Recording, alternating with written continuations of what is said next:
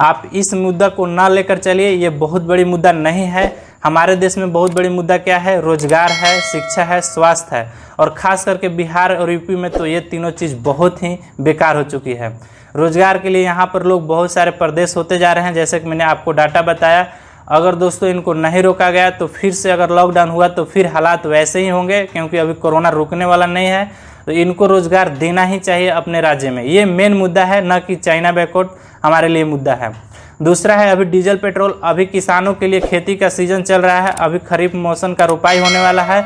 यदि diesel price का price ज़्यादा हाई हुआ तो यहाँ पर अब जो कीमतें होंगे, जुताई होंगे, उनके महंगाई बढ़ेगी और किसान फिर से मजदूरी करने के लिए मजबूर होगा, क्योंकि उसको किसानी में फसल का अच्छा दाम नहीं मिलेगा और लागत जो होगा ज़्यादा होगा, उनका इनकम कम होगा। तो फिर से उनके लड़के जो होंगे मजबूर होकर मजदूरी करना चालू करेंगे और फिर से वो परदेश होना।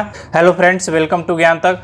दोस्तों, आम मुद्दे और आपके कमेंट के अनुसार से मैं ये वीडियो बना रहा हूँ। दोस्तों, मैं आपको बता दूं कि इस वीडियो में जो मुद्दा मैं लेकर आया हूँ, हो सकता है कि सरकार के पास, सरकार के कानों पर ये मुद्दा न पहुँचे मेरा वीडियो, लेकिन दोस्तों जो अंधभक्त बनकर बैठे हुए हैं उनके लिए ये वीडियो अच्छा साबित जरूर होगा। दोस्तों, मैं आपको बता दूं कि ये वीडियो मैं यूपी और बिहार की तरफ रुख करते हुए मैं बना रहा हूं, और आपको मैं बता दूं कि ये वीडियो को आप शुरू से अंत तक देखिएगा। मैं यूपी और बिहार के लोगों के हालातों के बारे में और उनके मुद्दों के बारे में लेकर ये वीडियो में आया हूं। दोस्तों, मैं आपको बता दूं कि ये वीडियो अंधभक्तों के लिए थोड़ा सा खराब जरूर लगेगा, लेकिन ये वीडियो अच्छा जरूर साबित होगा। तो इस वीडियो को आप शुरू से अंत तक जरूर देखिएगा। पहले मैं बात करूंगा दोस्तों प्रधानमंत्री रोजगार कल्याण योजना। जी हाँ दोस्तों, आपने सही सुना, प्रधानमंत्री गरीब कल्याण रोजगार योजना। इस योजना में दोस्तों बताया गया था कि लगभग बिहार और यूपी के ऐसे कोई भी मजदूर नहीं होंगे। जैसा कि आपने वीडियो नहीं देखा होगा, प्रधानमंत्री कल्याण रोजगार योजना जब लॉन्च हुआ था उस समय वीडियो कॉन्फ्रेंसिंग के माध्यम से प्रधानमंत्री जी ने स्वयं बिहार के मजदूरों से बात की थी, और बात करते समय उन्होंने साफ तौर पे ये बोला था कि ऐसा एक भी बिहार के मजदूर नहीं बचेंगे जिनको इस योजना से रोजगार न मिले। और उन्होंने ये भी बोला था कि इस योजना में जैसे मैं लॉन्च करूंगा उसके बाद बिहार और यूपी को वैसे एक भी मजदूर नहीं बचेंगे जिनको रोजगार न मिले, और इसमें तो ऐसा होगा कि लोगों की कमी हो जाएगी। इस योजना के तहत रोजगार ही रोजगार है और लोगों की कमी होगी, ऐसा बोला गया था। यदि आप नहीं देखे होंगे तो उसका लिंक मैं डिस्क्रिप्शन में दे दूंगा, आप जाकर जैसे ही आप क्लिक कीजिएगा तो आप उस वीडियो को देख लीजिएगा। दोस्तों, मैं आपको बता दूं कि जो प्रधानमंत्री कल्याण रोजगार योजना है उसके तहत जितने भी प्रवासी श्रमिक थे या बिहार के श्रमिक थे उनको उसमें रोजगार देने का ऐसा ऐलान किया गया था। लेकिन दोस्तों आपको नहीं पता है कि जितने भी प्रवासी श्रमिक थे वो घर पर तो लॉकडाउन के दौरान आए, लेकिन वो घर पर आने के बाद वो जैसे ही रहे यहाँ पर उनको रोजगार नहीं मिला, वो फिर से दूसरे प्रदेश में वापस जाने लगे हैं। मैं आपको डिटेल के साथ दिखाऊंगा, और रेलवे का ये रिपोर्ट है, और उसके अनुसार मैं बता दूं कि सभी ट्रेनें लगभग 64 ट्रेन ऐसे थे जो बिहार और यूपी से होकर गुजरती थी। और सारे ट्रेन जो दिल्ली के ट्रेन है उसमें लगभग 100% से भी ज़्यादा ट्रेन में बुकिंग हो गया है, और वैसे स्लीपर क्लास के सारे बुकिंग हुआ है, और वैसा बुकिंग हुआ है जो केवल मजदूर हैं, और वो प्रवासी मजदूर हैं, और यहाँ बिहार और यूपी के वो श्रमिक मजदूर हैं। जब इतनी संख्या में लोग फिर से प्रवासी बन रहे हैं और फिर से रोजगार ढूंढने के लिए दूसरे प्रदेश में जा रहे हैं, तो ये प्रधानमंत्री रोजगार कल्याण योजना के तहत जो दावा है ये कैसी दावा है। दोस्तों, यहाँ पर देख लीजिए, एक न्यूज़पेपर में आया है कि मजदूर फिर से चले प्रदेश, यूपी बिहार जाने वाली ट्रेन फुल हो गई है। और इसमें जो ट्रेन की जिसकी संख्या दिखाई गई है आप देख लीजिए एक बार अपने से। यहाँ पर दोस्तों देख लीजिए जितने भी ये ट्रेन का नाम है, और यहाँ पर इसका फीसदी है कि ये कितना ट्रेन जो है बुकिंग हो गया है, और जितना भी बुकिंग हुआ है ये ट्रेन, ये स्लीपर क्लास बुकिंग हुए हैं, जिसमें लेबर कैटेगरी के लोग, किसान के बच्चे और वैसे जो प्रवासी श्रमिक है वैसे इस क्लास में जाते हैं। तो इस क्लास का देख लीजिए परसेंटेज का है, 170% इसमें बुक हुआ है, 150% इसमें, 137, 132, 128, 127, ऐसे मतलब 100% से बहुत सारे लगभग 64 ट्रेन ऐसे थे जो कि 100% से ज़्यादा बुक हुआ है, और ये ट्रेनें में फिर से प्रवासी जो है प्रदेश चल दिए हैं। तो ऐसे में जो दावा सरकार कर रही थी लगातार कि ऐसा एक भी बिहार और उत्तर प्रदेश के श्रमिक नहीं बचेंगे जिनको रोजगार इस योजना के तहत नहीं मिलेगा। आप उस वीडियो को जरूर देखिएगा, मैं लिंक डिस्क्रिप्शन में दे दूंगा। ऐसा वो सरकार दावा कर रही है, तो क्या सरकार की दावा झूठी है? यहाँ पर देख लीजिए दोस्तों, यहाँ पर ट्रेन यहाँ पर दिखाया गया है और जितने भी लोग हैं सब ये मजदूर हैं जो कि फिर से परदेश चल दिए। इनका साफ तौर पर कहना है कि बिहार में हमें रोजगार नहीं मिल रहा है, यूपी में हमें रोजगार नहीं मिल रहा है, तो हम घर पर क्या करेंगे। हमें खाने पीने के लिए और हमारा परिवार पालन के लिए तो हमें तो बेरोजगार रहकर तो काम नहीं चलेगा, हमको तो प्रदेश फिर जाना ही पड़ेगा, क्योंकि हमारे राज्य में बिहार और यूपी राज्य हैं वहाँ तो रोजगार नहीं मिल रहा है। लेकिन दोस्तों ये दावा क्यों की जा रही है बार बार कि सभी प्रवासी श्रमिक को इस योजना के तहत रोजगार मिलेगा। दोस्तों इस पेपर में भी देख लिए, बिहार और यूपी के दिल्ली आने वाली सभी ट्रेनें जो हैं फुल हो चुके हैं। तो दोस्तों जो सरकार का योजना है, जैसे कि आपने जाना था कि श्रमिक पंजीकरण हुआ, प्रधानमंत्री कल्याण रोजगार योजना हुआ, ऐसे बहुत सारे जो है पंजीकृत कराया गया, क्वारंटाइन सेंटर में भी फॉर्म भराया गया रोजगार के लिए, अभी तक इनको रोजगार क्यों नहीं दिया गया, ये सवाल मेरे सवाल है। दोस्तों इनको रोजगार क्यों नहीं दिया गया। अगर सरकार झूठ-मूठ के योजना लाई है, इनको नहीं रोक पाती है, तो सरकार की ये विफल है और ये हवाई केवल बना रही है सरकार कि सभी को रोजगार मिलेगा, इसमें कोई रोजगार नहीं दिया जा रहा है। इसका मतलब तभी तो लोग को विश्वास नहीं है और सभी लोग जो हैं ये 30 दिन तक, और दोस्तों मैं बता दूं कि ये रिपोर्ट जो है 30 जून तक के ट्रेनों का है, तभी तो लोग इतना फिर से प्रदेश चले गए और इनको अगर रोजगार मिलता तो ये रुकते नहीं। इसका मतलब कि इस योजना में दम नहीं है, सरकार लगातार जो दावा कर रही है वो दावा सही नहीं है। इस रिपोर्ट से तो यही दर्शाता है, जैसा कि दोस्तों कल शाम का ही न्यूज़ था कि सुप्रीम कोर्ट ने जो 94,000 शिक्षक की भर्ती थी वो भी रद्द कर दी। क्यों रद्द कर दी? क्योंकि दोस्तों जो डीएलएड के जो परीक्षार्थी थे उनका भी रिजल्ट नहीं आया था, वो भाग इसमें नहीं ले पाते हैं और उन लोगों ने रिट दायर किया और ये जो परीक्षा था ये रद्द कर दिया गया। तो दोस्तों ऐसे में जो 94,000 शिक्षक बहाली थी ये भी रद्द कर दिया गया। और आप जानते हैं कि ऐसा कोई भी बिहार की वैकेंसी नहीं होती है जिसमें पटना हाई कोर्ट में रिट दायर न हो। दोस्तों आपने सही सुना, बिहार के जितने भी वैकेंसियां होती हैं उसमें पटना में रिट दायर हो जाती है। पिछले मंथ में जैसे कि 1-2 सप्ताह हो रहा था, वहाँ पर एक जो बिहार पुलिस का ऑफिशियली वेबसाइट से एक नोटिस जारी किया गया था कि दोस्तों ऐसा उसमें लिखा गया था कि बिहार पुलिस जो है पारदर्शिता रूप से परीक्षा लिया गया है, इसमें कोई धांधली नहीं हुआ है। ये नोटिस जारी करके सभी मीडिया चैनलों और जो न्यूज़ रिपोर्टर होते हैं, जो हिंदुस्तान न्यूज़, जितना भी पेपर है उसमें ऐड दिवाया गया कि ये धांधली नहीं हुआ है, कृपया आप अवेयरनेस फैलाया गया कि कृपया आप शोरगुल ना करें।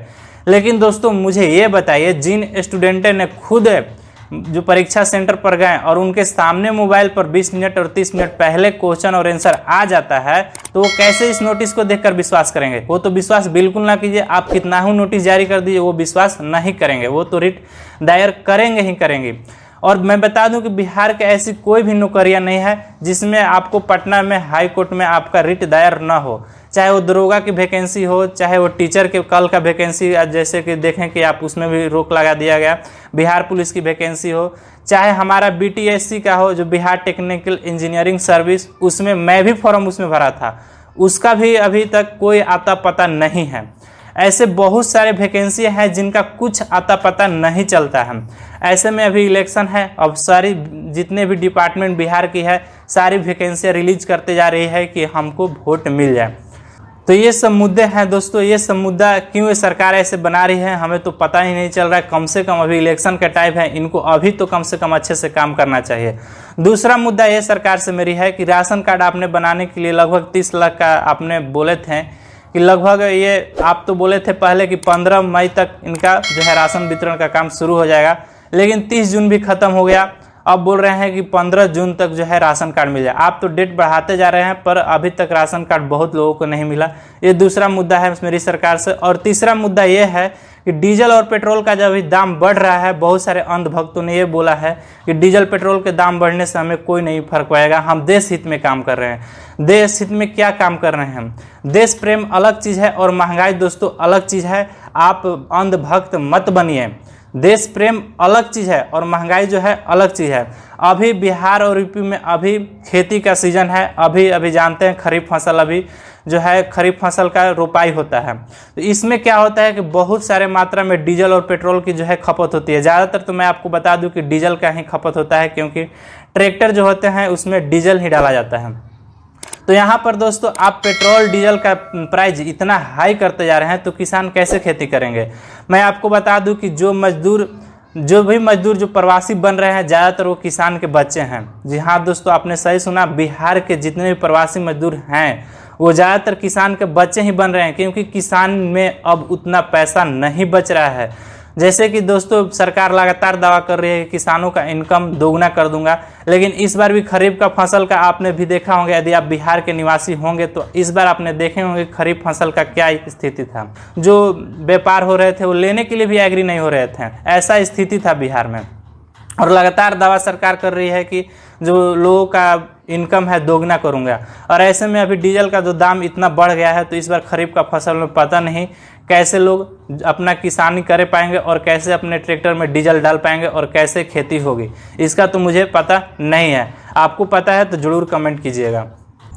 और दोस्तों मैं आपको बता दूं कि बस सरकार से मुझे यही अनुरोध है कि ये जो प्रवासी श्रमिक जो फिर से दोबारा प्रदेश जाने लगे हैं, इनको जैसे कि आपने लॉकडाउन में इनका तकलीफ तो आप लोग देखे ही होंगे कि कैसे ये लोग बाहर से आ रहे थे पैदल, और इनका कैसे कैसे ये लोग घर आए थे और फिर ये दोबारा प्लान चालू कर दिए हैं। तो मुझे बस सरकार से यही अनुरोध है, यदि आप इस योजना को लॉन्च किए हैं और इतना पैसा आप खर्च कर रहे हैं, तो जिस तरह से आप श्रमिक पंजीकरण में SMS के माध्यम से मोबाइल पर SMS दिवाए थे, वैसे ही इनको विश्वास दिलाने के लिए, क्योंकि विश्वास बहुत ज़रूरी है, क्योंकि इनको विश्वास नहीं है कि आप रोजगार दीजिएगा, इसीलिए प्लान लगातार करते जा रहे हैं हम।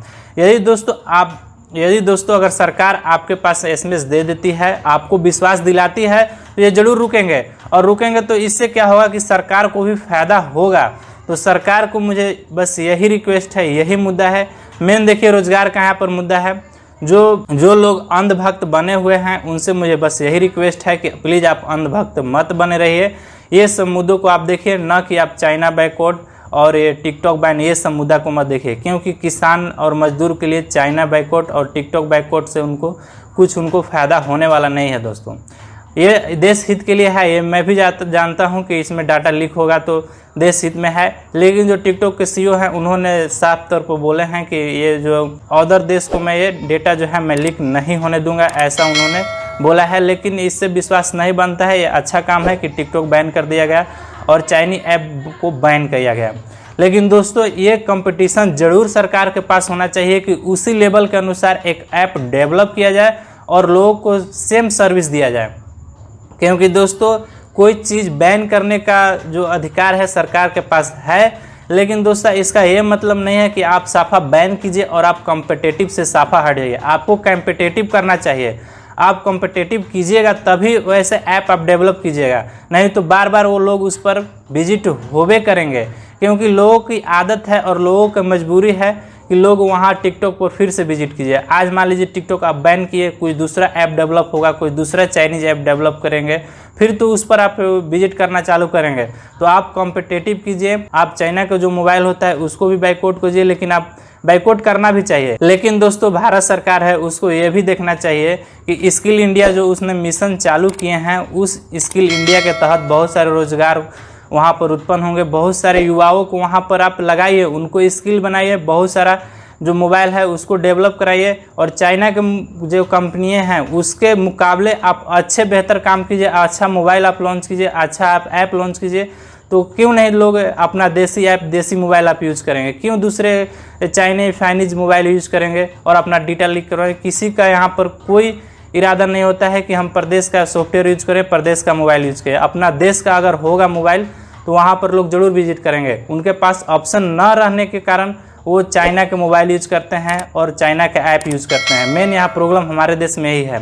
यदि स्किल इंडिया के तहत जो भारत सरकार लॉन्च की है हर एक डिस्ट्रिक्ट में, उस डिस्ट्रिक्ट में अगर हर एक युवा को प्रशिक्षण किया जाए, ऐप डेवलपर का काम उनको सिखाया जाए, उनको मोबाइल का जो काम होता है, इलेक्ट्रीशियन का जो काम होता है, उनको प्रशिक्षण किया जाए, तो ऐसे में बहुत सारे रोजगार भी उत्पन्न होंगे और चाइना भी बैकवर्ड इसी तरह से होगा। ना कि बस खाली मीडिया पर आ जाने से, चिल्ला जाने से कि चाइना बैकवर्ड, और पता चला कि उनके पॉकेट में ही चाइना का मोबाइल है और उनका मोबाइल में ही टिकटॉक का ऐप है और वो बोल रहे हैं चाइना बैकवर्ड। ऐसे चाइना बैकवर्ड नहीं होगा। आप इस मुद्दा को ना लेकर चलिए, ये बहुत बड़ी मुद्दा नहीं है। हमारे देश में बहुत बड़ी मुद्दा क्या है? रोजगार है, शिक्षा है, स्वास्थ्य है, और खास करके बिहार और यूपी में तो ये तीनों चीज़ बहुत ही बेकार हो चुकी है। रोजगार के लिए यहाँ पर लोग बहुत सारे प्रदेश होते जा रहे हैं, जैसे कि मैंने आपको डाटा बताया, अगर दोस्तों इनको नहीं रोका गया तो फिर से अगर लॉकडाउन हुआ तो फिर हालात वैसे ही होंगे, क्योंकि अभी कोरोना रुकने वाला नहीं है। तो इनको रोजगार देना ही चाहिए अपने राज्य में, ये मेन मुद्दा है, न कि चाइना बैकआउट हमारे लिए मुद्दा है। दूसरा है अभी डीजल पेट्रोल। अभी किसानों के लिए खेती का सीजन चल रहा है, अभी खरीफ मौसम का रोपाई होने वाला है। यदि डीजल प्राइस ज़्यादा हाई हुआ तो यहाँ पर अब जो कीमतें होंगे, जुताई होंगे, उनके महंगाई बढ़ेगी और किसान फिर से मजदूरी करने के लिए मजबूर होगा, क्योंकि उसको किसानी में फसल का अच्छा दाम नहीं मिलेगा और लागत जो होगा ज़्यादा होगा, उनका इनकम कम होगा। तो फिर से उनके लड़के जो होंगे मजबूर होकर मजदूरी करना चालू करेंगे और फिर से वो परदेश होना, और फिर से वो उनके लड़के जो है परदेश जाना चालू कर देंगे, आप उनको रोजगार यदि नहीं देते हैं। तो पहले ये दो मुद्दे बिहार और यूपी के लिए बहुत इंपॉर्टेंट है, रोजगार और जो अभी डीजल का प्राइस है उसका प्लीज़ आप थोड़ा सा लो कीजिए, ताकि अब इस बार खरीफ का जो फसल है उसे अच्छा से हो सके। ये दोस्तों ये मुद्दा आपको अच्छा लगा हो तो मेरे चैनल ज्ञान तक को आप सब्सक्राइब कीजिएगा। अभी तक मेरे चैनल ज्ञान तक को आप सब्सक्राइब नहीं किए हैं तो सब्सक्राइब करना बिल्कुल ना भूलिएगा। Thank you for watching my video.